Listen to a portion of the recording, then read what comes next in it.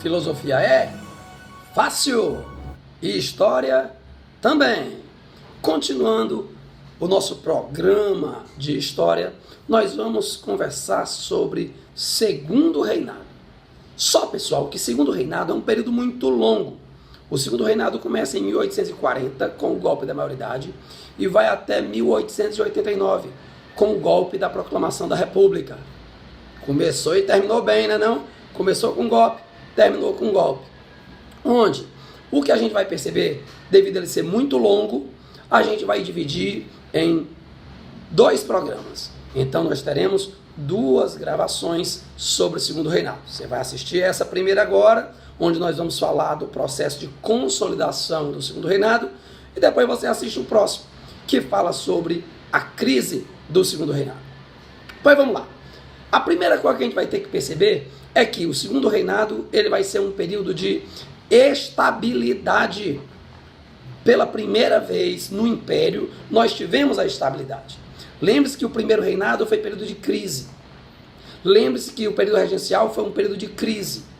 Na verdade, a antecipação da maioridade de Dom Pedro II seria a solução para combater essa crise. Mas aí você pergunta, como é que pode, Aciliano? Dom Pedro II tinha apenas 14 anos de idade. Como é que ele vai conseguir botar ordem nesse país? Esse processo de estabilização, ele leva 10 anos. Tá? E Dom Pedro II, diferente do seu pai, Dom Pedro I, e diferente do seu avô, Dom João VI, que não foram preparados para ser rei, Dom Pedro II foi preparado para ser rei. Então, quando Dom Pedro I foi embora para Portugal, assumiu o trono, Dom Pedro II ficou aqui sob a tutela de José Bonifácio. Então José Bonifácio ensinou para Dom Pedro II a arte de governar. A primeira coisa que ele disse para Dom Pedro: Pedrinho, quer governar para sempre? Simples. Governe para as elites. Se as elites estiverem satisfeitas, elas vão lhe manter no poder. Então, Dom Pedro II vai ser que nem a chave do meu carro aqui, pronto. Os meus dedos serão as elites, os cafeicultores, os militares, a Igreja Católica e a Inglaterra.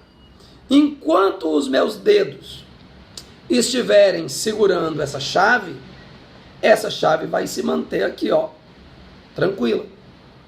Pois é o que vai acontecer com Dom Pedro II. Enquanto os cafeicultores, os militares, a Igreja Católica e a Inglaterra apoiarem o seu governo, ele vai se manter ali firme e forte. Nós vamos ver depois, não agora, que esses grupos vão ter motivos para romper com o Império, e aí nós vamos ter o golpe da proclamação da República. Pois bem, porém, era necessário se garantir a estabilidade política, e isso vai ser possível através de uma aliança entre os partidos políticos. Lembre-se, no Segundo Reinado surgem os 2 primeiros partidos políticos, o Partido Liberal e o Partido Conservador. Então esses partidos fizeram uma aliança chamada de conciliação. A disputa pelo poder era muito constante durante o Império. Não é à toa que a primeira eleição do Segundo Reinado foi chamada de eleição do cacete. Então, para evitar esse clima de tensão, se chega num acordo político. Liberais e conservadores não iriam brigar entre si, juntos iriam apoiar o imperador. O imperador, em troca, iria garantir poder tanto para liberais como para conservadores. Isso foi possível graças a uma mudança na Constituição, que estabeleceu o sistema parlamentarista. E como o parlamentarismo aqui no Brasil era o parlamentarismo às avessas, né? Porque no parlamentarismo o rei não manda nada, mas no Brasil o imperador tem o poder moderador. Então aqui no Brasil o imperador ele usava, através do poder moderador, a sua influência para ficar o tempo todo trocando no poder, né, ali, alternando Partido Liberal e Partido Conservador no Legislativo e no Executivo. Assim, todos estavam satisfeitos porque todos participavam do poder. Afinal de contas, eles não tinham divergências significativas. Até é costumeiro se dizer, nada mais liberal do que um conservador no poder, nada mais conservador que um liberal na oposição. Liberal e conservador eram farinha do mesmo saco. Garantida a estabilidade política, era necessária a estabilidade econômica. E ela vai ser possível graças ao café. Durante o segundo reinado, o café vai ser o nosso principal produto de exportação. Inicialmente, o café começou lá no primeiro reinado, ainda no Vale do Paraíba, onde você pega ali o litoral do Rio de Janeiro, né? Você pega o litoral de São Paulo, caminhando ali para Minas Gerais. Porém, o que você vai perceber é que, com o passar do tempo, o café se expandiu para o Oeste Paulista. E no Oeste Paulista vai ter uma característica diferente do Vale do Paraíba.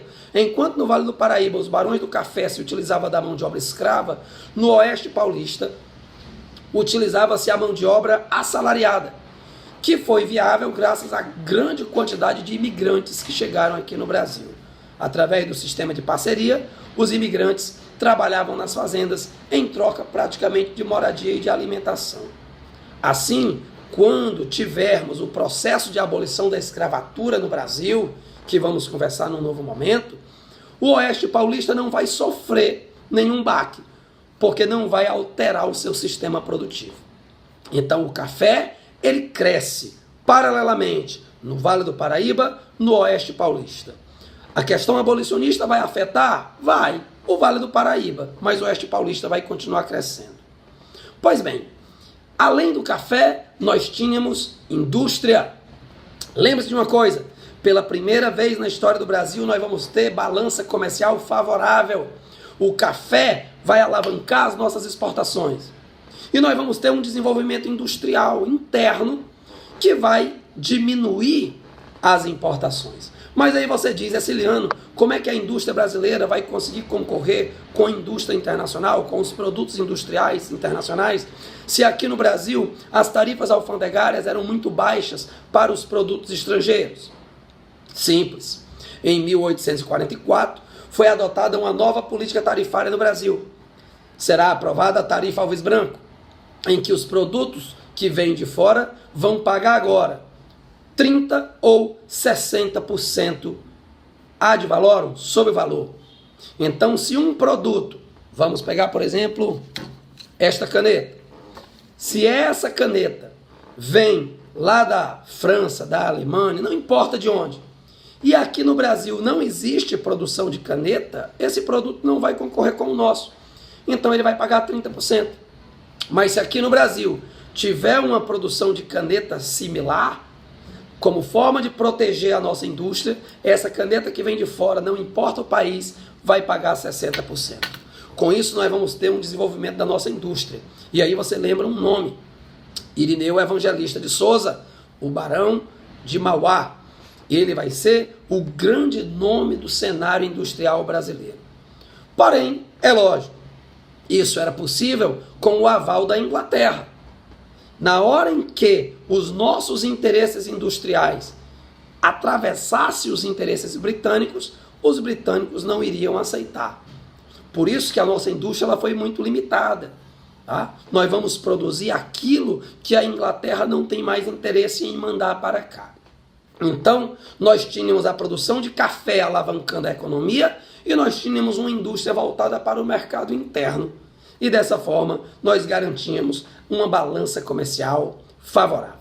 Ceciliano, se estava tudo tão bem e a economia estava sólida, e sempre quando uma economia está boa, o social também se recupera, por que o Império entrou em decadência? Isso é o que nós vamos então observar no próximo vídeo. Agora, a gente fica por aqui. Lembre-se, filosofia é fácil e história também é fácil. Valeu, um abraço.